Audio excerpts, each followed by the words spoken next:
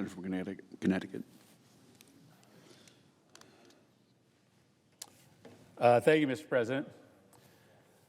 Mr. President, I was sitting with the CEO of one of America's biggest and most influential companies last month, and I asked him a simple question.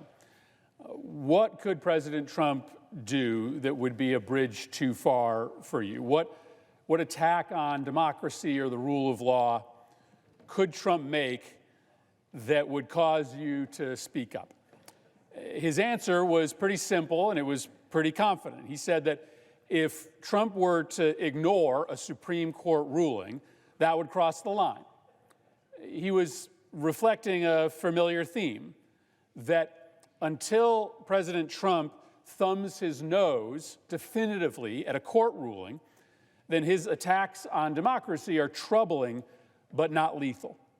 It's normal politics up until that dramatic confrontation between the executive branch and the judicial branch, for which the Constitution, as we know, really has no prescribed remedy. And for many Americans, they may breathe a sigh of relief that America's most influential private sector leaders would rise up to defend democracy if this confrontation that we worry about came to pass. Combined with a massive public mobilization, we could be saved. But I didn't breathe a sigh of relief. The opposite. I'm deeply worried that we have really spent little time studying the paths that democracies take when they collapse. Most of the time, there is not a singular moment when the executive dramatically seizes power. There's not normally a brazen attempt to burn down the Parliament building. No, instead, democracies die when gradually, often quietly and methodically over time, the structures that hold the executive accountable for corruption, for thievery, for wrongdoing are dismantled. Dismantled so that citizens can no longer hold the executive accountable. Dismantled so that the political opposition never has enough room to maneuver meaningfully. There are still elections. The executive doesn't try to stuff the ballot box. Occasionally at lower levels, the opposition still wins. But what happens is that those structures of accountability are either so degraded or so completely co-opted by the regime that the truth is just buried, and the political opposition loses the basic tools that it needs to win. In every democracy that stops being a democracy, then there's a familiar story. There are 4 institutions that the regime attacks, and attacks relentlessly until those structures of accountability are so disintegrated that even though elections continue to happen, the same party or the same person wins power election after election. And those 4 institutions are the press, the legal profession, universities, and the business community. If you degrade or co-opt these 4 institutions, you never need to have a high-stakes fight with the top court in your country. You don't need to burn the Reichstag down. You can still have elections, but only one party will win. So that's why this CEO's assurance, frankly, sent a chill down my spine. Because our democracy isn't at risk of dying, it is dying.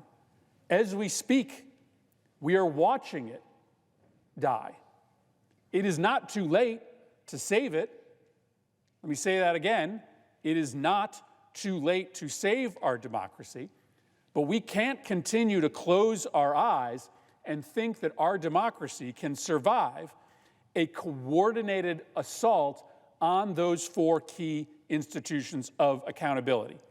Democrats and Republicans need to see what is happening before our eyes, rise up and defend the independence of journalists, of lawyers, of universities, and of the private sector.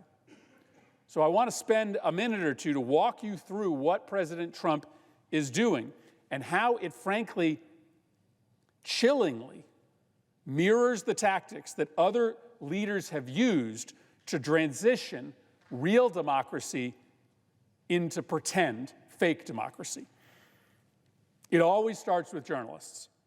From Hungary to Belarus to Venezuela, countries that have elections, but elections where one party just keeps on winning, these are places where journalists are subject to nonstop harassment campaign from the regime, such that people just stop doing journalism or journalists stop telling the full truth. Last month, for instance, the Turkish president, Erdogan, locked up 11 journalists simply because they were covering protests against Erdogan's jailing of the top opposition leaders. Now, Trump has not started jailing journalists, but the pace of harassment in the first 60 days of his second term is alarming. He's denied access to government buildings, including the White House, to journalists who don't use pre-approved language from the White House. He is preferencing credentials to partisan journalists who simply parrot his party line. His FCC has begun to deliberately harass media companies that are owned by political opponents of the president. But Trump's campaign to destroy independent journalism, it has a darker and more menacing side, because Trump isn't just trying to intimidate journalists so that they'll be afraid to tell the truth. He's also trying to destroy the concept of truth itself. And again, this is a key facet of leaders who are elected who are trying to transition democracies away and into something very different. How do you destroy truth? Well, that's why the Secretary of Defense looks into the camera and tells the American public that the text messages that everybody read, filled with classified information and war plans, did not include classified information and war plans. The White House wants you to believe that 1 + 1 does not equal 2 any longer, that you should doubt even the clear things that you see with our eyes, that nothing is real, that nothing is true, that if you are a supporter of the regime and I tell you 1 + 1 = 3, then 1 + 1 = 3. Those weren't war plans. Those weren't classified documents. That's also why the official position of the White House on key issues like tariffs changes every hour. Because if the ground truth just changes constantly, then there's no truth at all. Journalists are made to look foolish by reporting a true thing at 9 a.m. that becomes untrue at 10 a.m. Journalism loses its credibility when the facts being distributed by the White House change all the time. Trump says the tariffs are permanent. Journalists report the president says the tariffs are permanent. An hour later, Trump says, I never said they're permanent. They're not permanent. I'm cutting deals. They write that he's cutting deals. An hour later, they're suspended. No more tariffs. When the truth changes constantly, it's hard to believe that there's anything true any longer. Second, universities are always a target of would-be autocrats. Again, in Turkey, the government has terminated thousands of professors just because they criticize the government. In Hungary, one of the nation's most prestigious universities was forced to move out of the country because President Orban attacked it so ceaselessly for fomenting protest against his government. Universities over the long history of democracy have been the place where protest, especially youth protest, begins. They are a thorn in the side of leadership. The famous Tiananmen Square protests in China were, of course, started by university students. So it's no surprise that if you want to crush democracy, you need to crush the independence of universities. That's why Trump's decision to target universities that permit criticism of President Trump is so bone-chilling. He pretends like he's standing up to anti-Semitism on campuses, but what he's really trying to do is make clear that protests against his policies on campuses will result in federal funding being cut off. Columbia University was forced to agree to a stunning list of free speech concessions in order to gain assurances from President Trump that their federal funding would continue. They had to agree to allow campus police to arrest protesters. They had to essentially agree to receivership, federal receivership, over an academic department that houses professors who are critical of Trump and his policies. Effectively, the President of the United States got to pick the person who will oversee the Columbia Department on the Middle East, South Asian, and African Studies, as well as the Center for Palestine Studies. That is extraordinary, That's not what happens in a healthy democracy. The leader of the country micromanaging academic departments at major universities to assure that academic work aligns with the regime. And now, having successfully forced Columbia to bend the knee and quell dissent on their campus, Trump is targeting other universities. Some of them will sign similar agreements, giving President Trump power over those campuses. But frankly, all Trump has to do is make an example of a handful of universities, and others will simply comply and obey in advance. Why, as an academic president, when you've got federal dollars that employ people at your university, would you permit a major protest against a Trump policy if you know that that's going to jeopardize federal funds? Or maybe you allow it because you don't want to so brazenly stand in the way of free speech, but you just make sure that it's not too big a protest or it's not too critical. You police speech to be on the right side of the regime. That is what happens in all of these fake democracies, and that is what's happening here. But controlling speech on campuses is not enough. Controlling and intimidating journalists is not enough. You got to go after the lawyers too. Now, maybe there's not a lot of love for lawyers in this country, but lawyers are the ones that bring the lawsuits to stop the thievery and the illegality. Lawyers are compelled by their oath to stand up for the Constitution. Putin arrested Navalny's lawyers right on the eve of Navalny's trial. In Venezuela, Maduro routinely harasses and detains lawyers, human rights lawyers, because he knows those are the ones that will hold him accountable. In Tunisia, the regime stormed the offices of the Bar Administration to intimidate the legal profession into silence. Here in America, Trump is engaged in a shameless campaign of extortion against any major law firm that has taken a position against Trump or Trump's interests.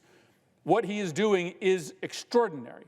And it is mind-blowing to me that it is just being ignored by my Republican colleagues. He's going firm by firm, and not to every firm, just to the firms that have represented Democrats or brought cases against him. And he's telling them that if they don't fall in line and stop doing work to oppose him, their clients will lose access to federal work. That is extortion. This body, Republicans and Democrats, should stand up against it. But it is working. Several law firms have signed deals with Trump that obligate them to support, guess what, causes aligned with Donald Trump. Paul Weiss was targeted by an executive order and struck a deal. But so did Skadden.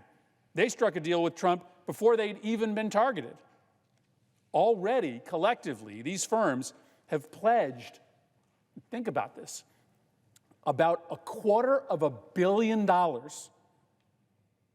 of pro bono work to file cases in coordination with the President of the United States' political interests. And just like what happened with the universities, there's a lot of extra compliance that's happening. I know for a fact that firms that have already signed these agreements with Trump have gone above and beyond the terms of the agreements to quiet their criticism of the government. And no doubt every single major law firm will think twice before bringing an action against an illegal or corrupt action of the president in fear of Trump retaliating against their business. That's the point. The point is to try to crush dissent. The point is to try to stand in the way of anybody who is going to hold Trump accountable by using the power, the official power granted to him by the people of the United States to try to signal retaliation against anyone who dares oppose him. But collective action, it can be a powerful tool. Together, the collective might of our universities and our law firms is significant. So they could choose to band together and decide to sign no agreements with Trump, to refuse to let the President of the United States dictate the terms of their speech, their business, their defense of the rule of law. And I don't want to make the victim the perpetrator. This is all Trump's fault, what he is doing to extort political loyalty from universities and law firms. But instead of there being collective action on behalf of these industries, the opposite is happening. In the legal profession, when Paul Weiss was being targeted, the other big firms didn't rise to their defense. They started making calls to Paul Weiss clients and lawyers using Trump's assault as a means to poach business or partners.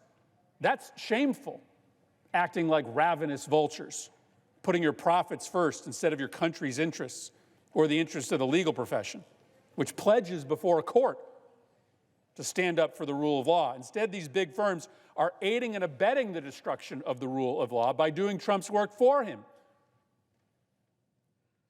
making targeted firms even more vulnerable by working behind the scenes to strip them bare for parts. There are good, patriotic lawyers at many of these high-priced firms who know that this is wrong, and they should speak up. Some of them already have. And now, finally, Trump is coming for the rest of the private sector.